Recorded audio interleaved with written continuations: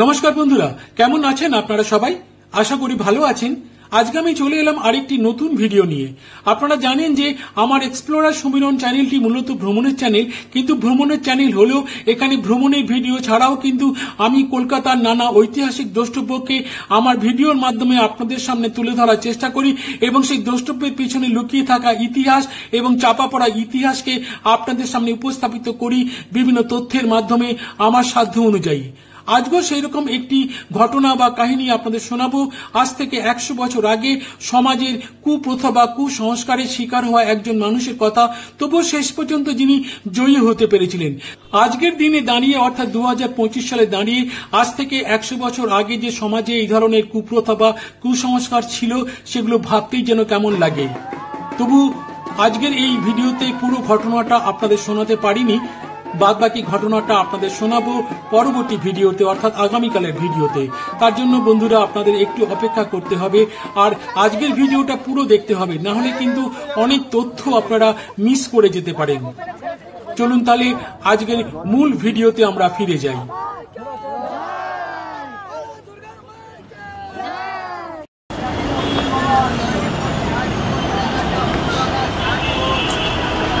নমস্কার বন্ধুরা, আমি এখন দাঁড়িয়ে আছি উল্টোডাঙ্গা হাটকোর বাস স্ট্যান্ডে।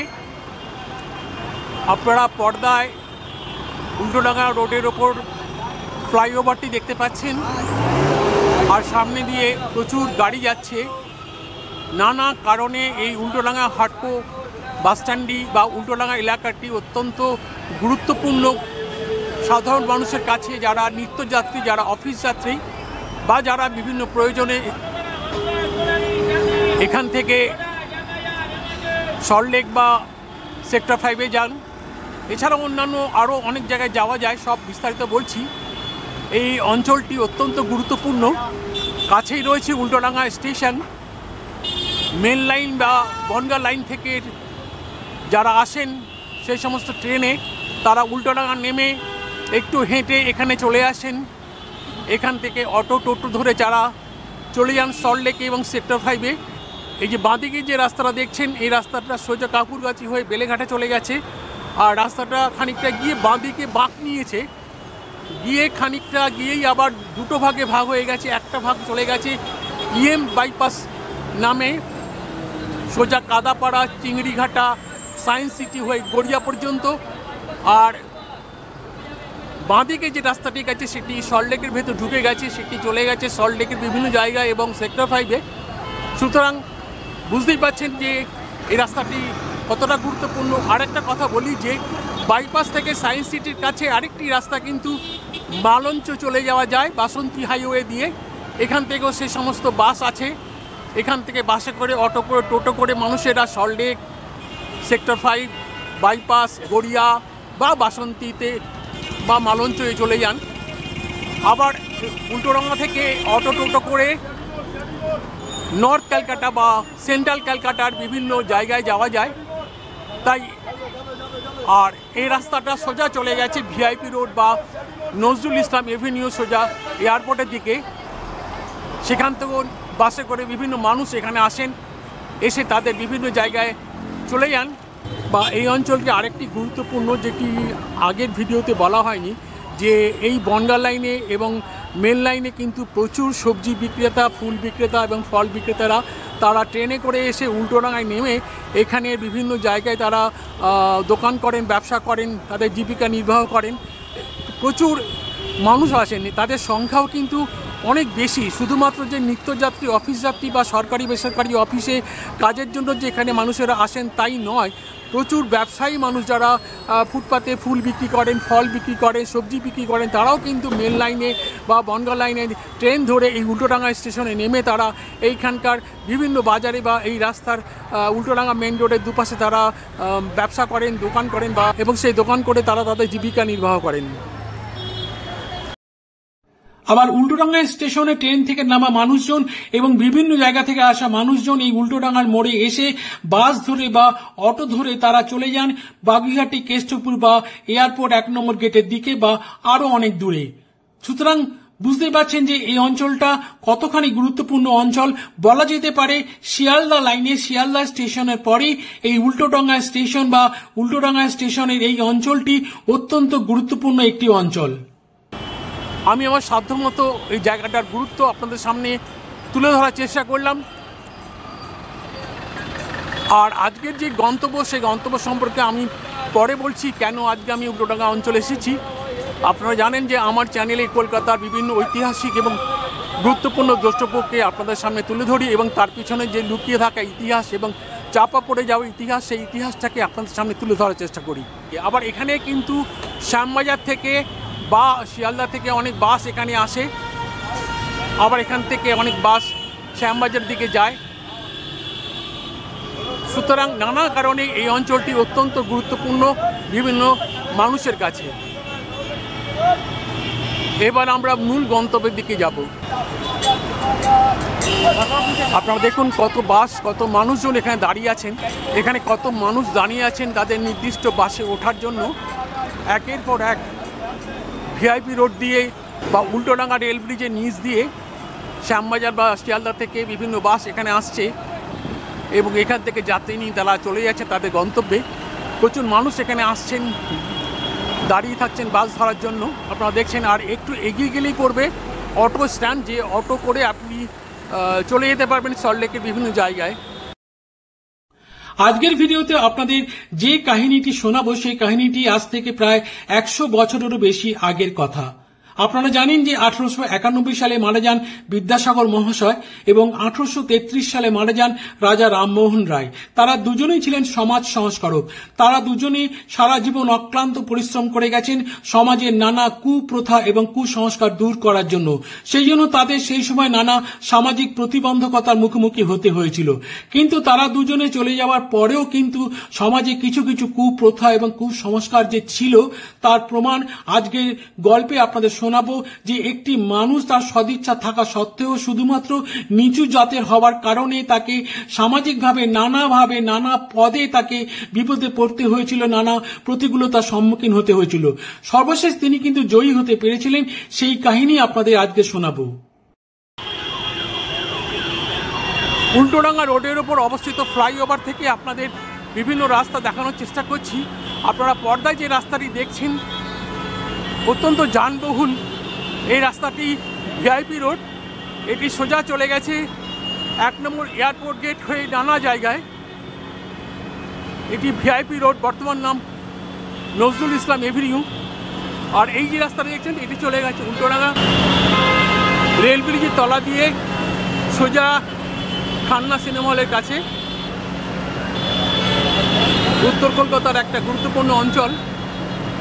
আর এপার থেকে যে রাস্তাটি দেখছেন এটি বাঁদিকের রাস্তাটি চলে গেছে সল্টলেক বা বাইপাসের দিকে। এই রাস্তাটি সোজা চলে গেছে কাঁকুরগাছি বেলেঘাটার দিকে।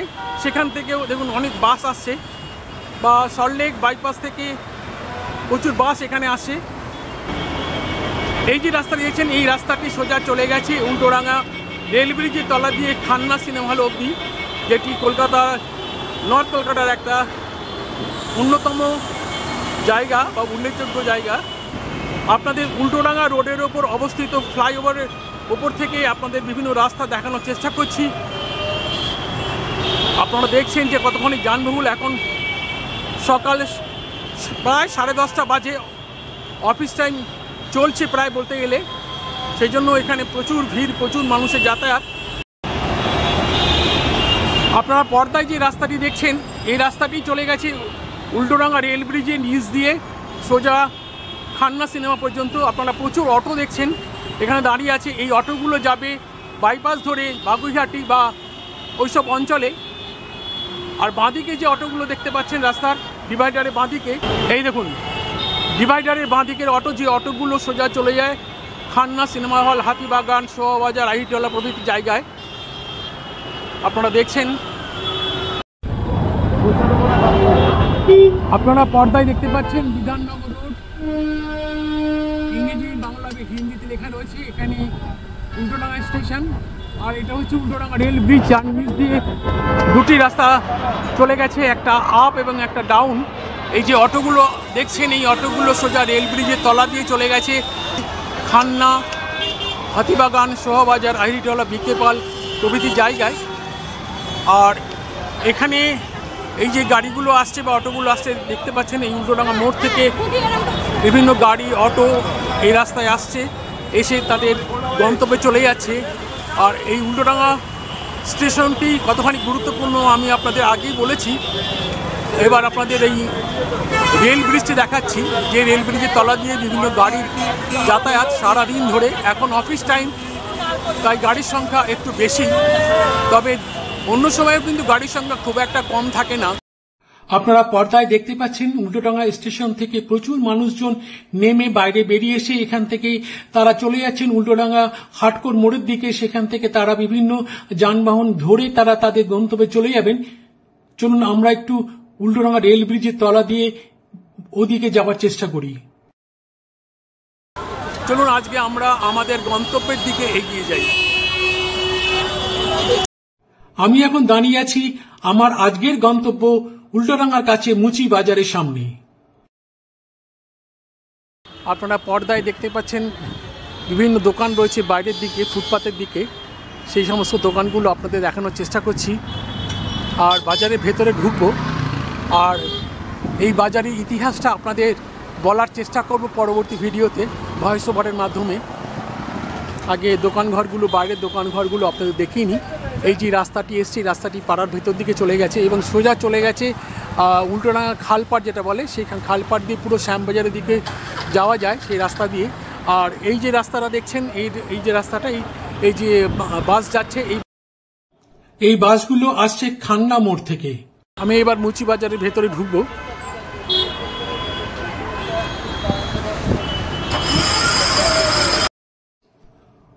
আপনারা ভিডিওটি দেখতে থাকুন, আর আমি সেই ফাঁকে এই বাজারের ইতিহাসটা আপনাদের বলার চেষ্টা করি। প্রথমেই বলি, এই বাজারটির নাম কেন মুচি বাজার হলো। তাহলে কি এখানে মুচি বা চর্মকাররা তাদের চামড়া দিয়ে তৈরি করা নানা জিনিস, জুতো ইত্যাদি কি এখানে বিক্রি করত? সেরকম কি কোনো একটা বাজার ছিল, নাকি তার পেছনে অন্য কোনো কারণ ছিল? চলুন বন্ধুরা একটু ইতিহাসের পাতায় ঘুরে আসি। এই বাজারটি যিনি প্রতিষ্ঠা করেছিলেন তার নাম দীননাথ দাস। এই বাজারটি তৈরি হয়েছিল 1322 সাল বা 1915 খ্রিস্টাব্দে। বাজারটি তৈরি করার পর দীননাথ বাবুকে খুব কষ্ট করতে হয়েছিল বাজারটিকে জনপ্রিয় করে তোলার জন্য। বাজার তৈরি করা হলেও কিন্তু বাজারে কোনো বিক্রেতা এলেন না তাদের পণ্য বিক্রি করার জন্য। তাই বাজারটিকে জনপ্রিয় করার জন্য দীননাথ বাবু একটি নতুন উপায় বার করলেন। তিনি তার বাজারে শুরু করলেন একটি বারোয়ারি পুজো। সেই সময় বাংলার বিভিন্ন জায়গায় শুরু হয়েছিল বারোয়ারি পুজো। আমরা হুতুম প্যাঁচার নকশায় বারোয়ারি পুজোর ইতিহাস দেখতে পাই। বারোয়ারি পুজোর সমস্ত ব্যয়ভার বহন করতেন দীননাথ দাস এবং বারোয়ারি পুজো উপলক্ষে তিনি ব্রাহ্মণ, পণ্ডিত ও বৈষ্ণব গোস্বামীদেরও নগদ বিদায়ের ব্যবস্থা করেছিলেন। কিন্তু ফল দেখা গেল উল্টো। পুজোর সময় বা পুজোর পরে যখন তিনি নগদ বিদায় বা বৈষ্ণব বিদায় ব্যবস্থা করেছিলেন, সেখানে কিন্তু কোনো গোস্বামী প্রভুই এলেন না তার নগদ বিদায়ের অনুষ্ঠানে। এই ঘটনায় ভীষণভাবে মনে আঘাত পেলেন দীননাথ দাস। এর কারণ হল দীননাথ দাস ছিলেন একজন নিম্ন বর্গের মানুষ, জাতিতে তিনি ছিলেন চর্মকার বা মুচি। সেই জন্য গোস্বামী প্রভুরা তার নগদ বিদায়ের অনুষ্ঠানে কেউই উপস্থিত হলেন না। আমি ভিডিওর শুরুতেই আপনাদের জানিয়েছিলাম যে ঈশ্বরচন্দ্র বিদ্যাসাগর এবং রাজা রামমোহন রায় সারা জীবন ধরে সমাজের নানা কুসংস্কার এবং কুপ্রথা দূর করার জন্য নানা চেষ্টা চালিয়ে গেলেও কিন্তু সমাজ থেকে সেটাকে পুরোপুরি যে দূর করতে পারেনি তার প্রমাণ আজ থেকে 100 বছরের একটু বেশি আগে এই দীননাথ বাবুর জীবনের এই ঘটনাটি। আজ থেকে 100 বছর আগে সমাজে গোস্বামী প্রভুদের খুব দাপট ছিল। তারা সমাজের বিভিন্ন জাতির মানুষকে, এমনকি দেহোপজীবনী রমণী দেরও দীক্ষা দিয়ে তারা তাদের শিষ্যত্বে বরণ করে নিতেন, কিন্তু কিছুতেই তারা চর্মকার বা মুচি বা রুইদাসদের কিছুতেই তারা দীক্ষা দিতেন না বা শিষ্য হিসেবে গ্রহণ করতেন না। সেই সময় চর্মকার, মুচি বা রুইদাসরা অধিকারী বৈষ্ণবদের কাছ থেকে দীক্ষা গ্রহণ করলেও গুরুর নাম প্রকাশ করা কিন্তু বারণ ছিল। তার কারণ গুরুর নাম প্রকাশ হয়ে পড়লে সমাজে গুরুর পদমর্যাদা ক্ষুণ্ণ হবে। এই কারণেই গুরুর নাম প্রকাশ করা যেত না। ভাবতে খুব অবাক লাগে আজকের দিনে দাঁড়িয়ে 2025 সালে আজ থেকে 100 বছর আগে আমাদের সমাজে কি ধরনের কুসংস্কার বা কুপ্রথা চালু ছিল রাজা রামমোহন রায় এবং বিদ্যাসাগর মহাশয়ের অক্লান্ত প্রচেষ্টার পরেও। মহাপ্রভু বলেছিলেন, একজন চণ্ডাল যদি কৃষ্ণ ভক্ত হয়, তার মুখে যদি হরিনাম শোনা যায়, সে ব্রাহ্মণের চেয়েও বড় হতে পারে। কিন্তু সেই সময় গোস্বামী প্রভুরা মহাপ্রভুর কথাকেও আমল দিতে চাননি। তার প্রমাণ দীননাথ দাসের অক্লান্ত প্রচেষ্টায় যে বাজারটি জনপ্রিয় হয়ে উঠেছিল সে কথা বলার অপেক্ষা রাখে না আজকের এই বাজারের জনপ্রিয়তা দেখলে। আপনারা দেখতে পাচ্ছেন বাজারে প্রচুর বিক্রেতা এখানে রয়েছেন, তাদের পণ্য সাজিয়ে বসে আছেন এবং স্থানীয় বিভিন্ন মানুষেরা ক্রেতারা এখানে এসে তাদের প্রয়োজন অনুযায়ী চাহিদা অনুযায়ী বিভিন্ন পণ্য তারা এখান থেকে ক্রয় করে থাকেন। বিভিন্ন ফল মূল শাক সবজি মাছ ডিম এবং দশকর্মা দ্রব্যাদি এবং মুদিখানা দ্রব্যাদি এবং এছাড়াও আরো নানান জিনিসপত্রের দোকান এই বাজারে রয়েছে। মানুষ এখান থেকে প্রতিদিন নানা রকম জিনিসপত্র কেনাকাটা করেন। বাজারটি বর্তমানে খুবই জনপ্রিয় বাজার।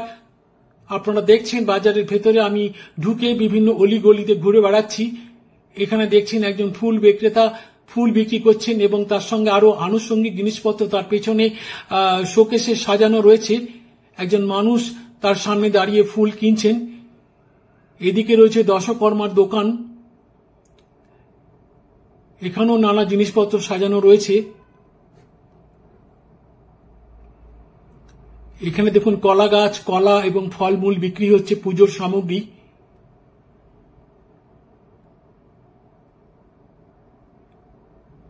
এটাও একটা দশকর্মার দোকান। এখানে দেখুন চাঁদমালা এবং ব্যাগ এবং নানা রকম জিনিসপত্র বিক্রি হচ্ছে। এখানে আমরা বাজারের ভেতরে ঢুকে পড়েছি। বাজারের যে অংশটায় মাছ বিক্রি হয় আমি সেই অংশে চলে এসেছি। আপনারা দেখছেন যে এখানে মাছ বিক্রেতারা মাছ বিক্রি করছেন, ক্রেতারা মাছ কিনছেন। মাছ বিক্রেতারা তাদের মাছ সাজিয়ে রেখেছেন, বিভিন্ন রকম মাছ।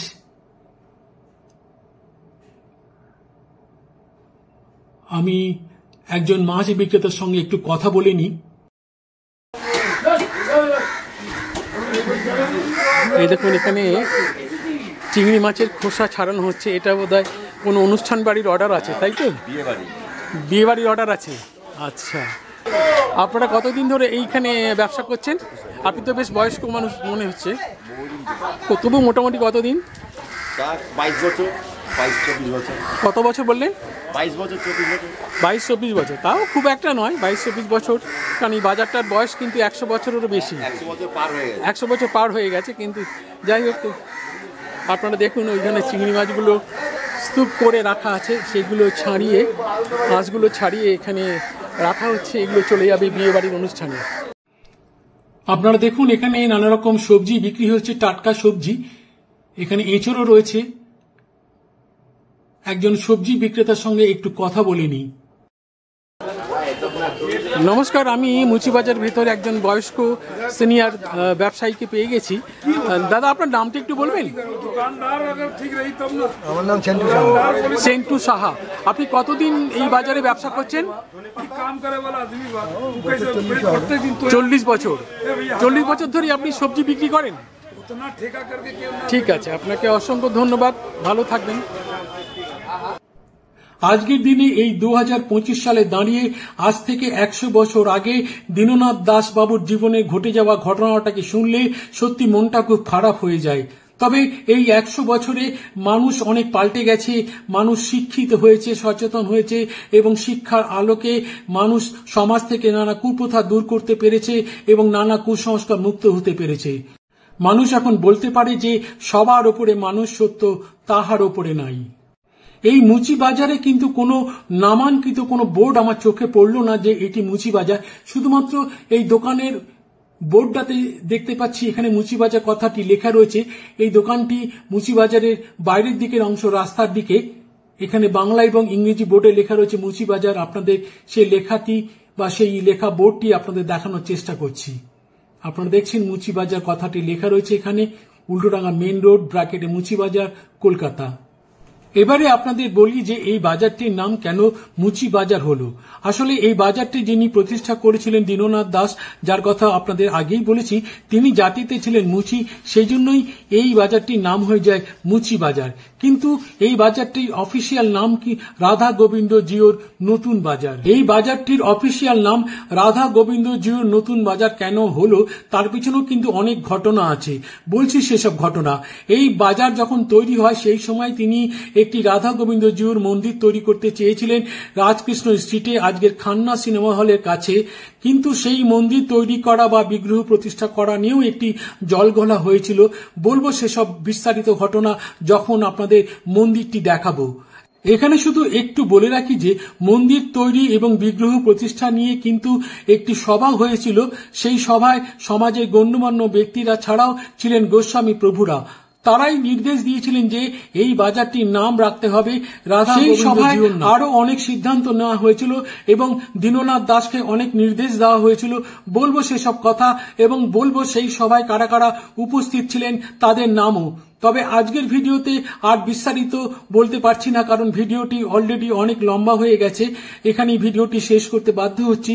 শুধু এইটুকু বলে রাখি যে এই বাজারটির অফিসিয়াল নাম রাধা গোবিন্দ জিউর নতুন বাজার নাম হলেও এই বাজারটি কিন্তু আজও মুচি বাজার নামে মানুষের কাছে অধিক পরিচিত।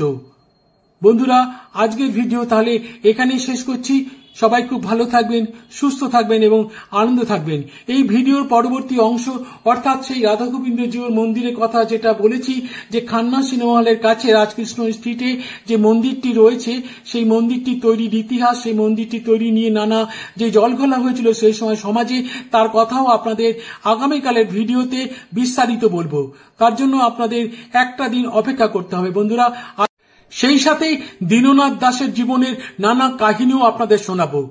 আজকের ভিডিও এখানেই শেষ করছি। সবাই খুব ভালো থাকবেন। নমস্কার।